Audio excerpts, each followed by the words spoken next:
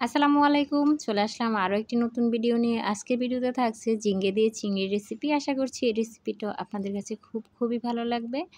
তো চলে আসলাম ঝিঙ্গা কাটতে। আমি কিন্তু ঝিঙ্গা কাটতে পারি না। তো ওই যে আমার বাসায় যে কাজ করে ওনাকে দিয়ে আজকে ঝিঙ্গে কাটিয়ে নিচ্ছি। আর ঝিঙ্গেগুলা ছিলতে গেলে আমি সব গোস্ত ফেলে দিব, ঝিঙ্গার কোনো কিছুই থাকবে না। তো সেই জন্য ওনাকে দিয়ে কাটিয়ে নিলাম। আর এখন আমি কেটে নিচ্ছি, খুব সুন্দর করে সাইজ করে নিচ্ছি।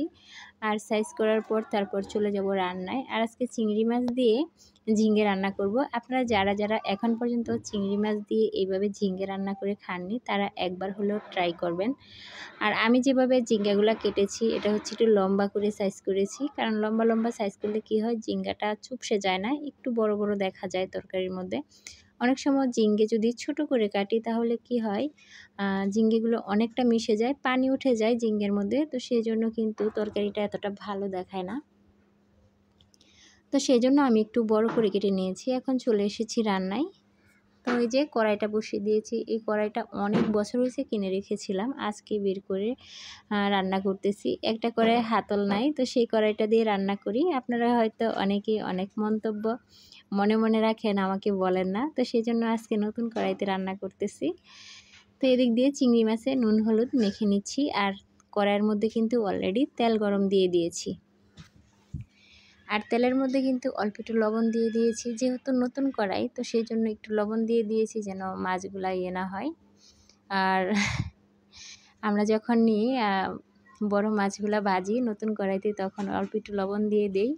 আর লবণ দিয়ে দিলে কি হয়, কড়াইয়ের মধ্যে মাছগুলা ভাজে, প্রত্যেকটা মাছই খুব সুন্দরভাবে উল্টে যায়। তো এই যে আমি প্রথমবার উল্টে দিচ্ছি, আর আস্তে আস্তে মাছগুলো আমি ভেজে নিচ্ছি একটু সময় নিয়ে।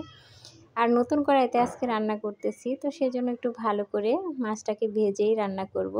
এখন আমি মাছগুলা উঠিয়ে নিচ্ছি। আর যদি খুরচুন দিয়ে ওইভাবে উঠাতে যাই, তখন কি হয়, কড়াইয়ের অপোজিটে তেলটা চলে যায় যদি কাঁচা দিয়ে উঠাতে যাই। তো সেই জন্য আমি এইভাবে উঠিয়ে নিয়েছি। এখন আমি এই তেলের মধ্যেই অল্প আর একটু তেল মিক্স করে দিব। তারপরে আমি দিয়ে দিচ্ছি এখানে পেঁয়াজ কুচি। এই পেঁয়াজ কুচিটা দিয়ে আমি খুব ভালো করে একটু ভেজে নিচ্ছি। তো পেঁয়াজটা আমার অলরেডি ভাজা হয়ে গেছে। এখন আমি দিয়ে দিচ্ছি হলুদের গুঁড়া। হলুদের গুঁড়োটা দিয়ে তারপরে দিয়ে দিচ্ছি পরিমাণ মতো মরিচের গুঁড়া। এখন আমি এই মশলাটাকে খুব ভালো করে ভেজে নিচ্ছি। ভেজে তারপর অল্প একটু পানি অ্যাড করে দিয়েছি মশলাটা খুব ভালো করে কষানোর জন্য। মশলাটা যত কষাবেন ততই কিন্তু টেস্ট। তো সেই জন্য এখন আমি একটু ভালো করে কষিয়ে নিচ্ছি। আর এখন দিয়ে দিলাম লবণ। আর লবণটা স্বাদ মতো দিয়েছি। আর এখন আমার মশলাটা কষানো প্রায় কমপ্লিট। এখন আমি দিয়ে দিব ঝিঙ্গে। এই ঝিঙ্গের রেসিপিটা কিন্তু আমাদের বাসায় সবাই পছন্দ করে। আমরা কিন্তু অনেক পছন্দ করি ঝিঙ্গে। দুন্দুলের থেকে ঝিঙ্গাটা বেশি টেস্টি। আর অনেক সময় কি হয়, তিতে হয় ঝিঙ্গে। আর সে তিতেটাও টেস্ট করে দেখেছি, 4টে ঝিঙ্গে, 1 কেজির মধ্যে 4টে ঝিঙ্গে আমার তিতা পড়েছে। তো এই যে ঢাকনাটা খুলে দিলাম। খুলে এখন একটু নাড়াচাড়া করে দিচ্ছি। ঝিঙ্গেতে কিন্তু প্রচুর পরিমাণ পানি ওঠে, সেজন্য এখানে আমি এক্সট্রা কোনো পানি ইউজ করিনি কষানোতে। তো এই দেখো আমি কত ভালো করে কষিয়ে নিয়েছি। এখন আরও একটু ঢাকা দিয়ে দিব কিছুক্ষণ কষানোর জন্য। তো এই যে আবারও কষানোটা আমার কমপ্লিট। এখন আমি অল্প একটু পানি দিয়ে দিয়েছি ঝুলের জন্য। তো ঝুলের পানিটা দিয়ে আমি খুব ভালো করে নাড়াচাড়া করে দিচ্ছি। খুব ভালো করে নাড়াচাড়া করে এখন আমি চিংড়ি মাছগুলো দিয়ে দিচ্ছি। আর চিংড়ি মাছ এই মুহূর্তে দিলেই কিন্তু খেতে খুব ভালো লাগে। তো সেজন্য আমি এভাবে দিয়ে দিলাম। এখন আমি চিংড়ি মাছটা দিয়ে আবারও একটা ঢাকা দিয়ে দিব। তা আমি ঢাকা দিয়ে কিছুক্ষণ অপেক্ষা করেছি, 2-3 মিনিটের মতো, বেশি না। যখন বলক এসে গেছে তখন আমি দিয়ে দিলাম কাঁচামরিচ। আমি কাঁচামরিচটা কিন্তু পেঁয়াজের সাথে ইউজ করিনি। কাঁচামরিচের যে একটা ফ্লেভার, মেন ফ্লেভার, সেটা পাওয়ার জন্য আমি ঝোলের মধ্যে কাঁচামরিচটা দিয়ে দিয়েছি। আর আজকে আমার মনটা খুবই ভালো। আজকে আমার ছেলেকে গানের স্কুলে ভর্তি করাবো। আপনারা সবাই দোয়া করবেন আমার ছেলের জন্য। আমার ছেলে গান শেখার জন্য অনেক আগ্রহী। তো এই যে চিংড়ি মাছটা দিয়ে আমি একটু নাড়াচাড়া করে দিয়েছি। ও আর তো বলা হলো না আপনাদের সাথে, যে এখান থেকে আমার 5 থেকে 6টার মতো হবে ঝিঙে তিতা ছিল। তো তিতা ফেলে দিয়ে কিন্তু আমার এতটুকু টিকেছে। আর সেই তরকারিটা আমি রান্না করতেছি। আর যদি পোড়াটা থাকতো তাহলে আরও বেশি হতো। আর 5টা ঝিঙে কিন্তু মুখের কথা না, 5টা ঝিঙেই তিতে পড়েছে। এখানে আমার 10টা ঝিঙে ছিল।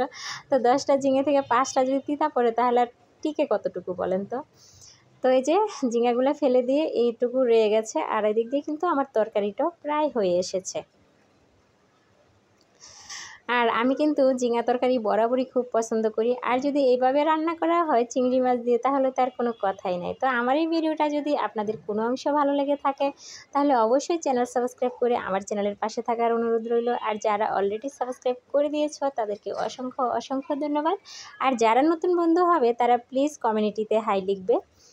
আর আজকে কিন্তু সবার ব্যাগ দিয়ে দিছি, যারা যারা আমার কাছে ব্যাগ পাবা তাদের সবাইকে ব্যাগ দিয়ে দিছি। প্লিজ তোমরা সবাই আমার পাশে থাকবে আশা করছি। তো এই যে আমার তরকারিটা রান্না শেষ হয়ে গেছে, আমি এখন আরেকটি কড়াইতে ঢেলে নিব। এত বড় কড়াইয়ে এত অল্প তরকারি রাখার কোনো মানেই হয় না। তো এই যে আমি একটা কড়াইয়ের মধ্যে ঢেলে নিয়েছি। তো আজকের ভিডিওটা এই পর্যন্তই। আমার এই ভিডিওটা কেমন লেগেছে অবশ্যই কমেন্টের মাধ্যমে জানাবেন। তো আজকের মতো ভিডিওটা এই পর্যন্তই। সবাই সুস্থ থাকবেন। আল্লাহ হাফেজ।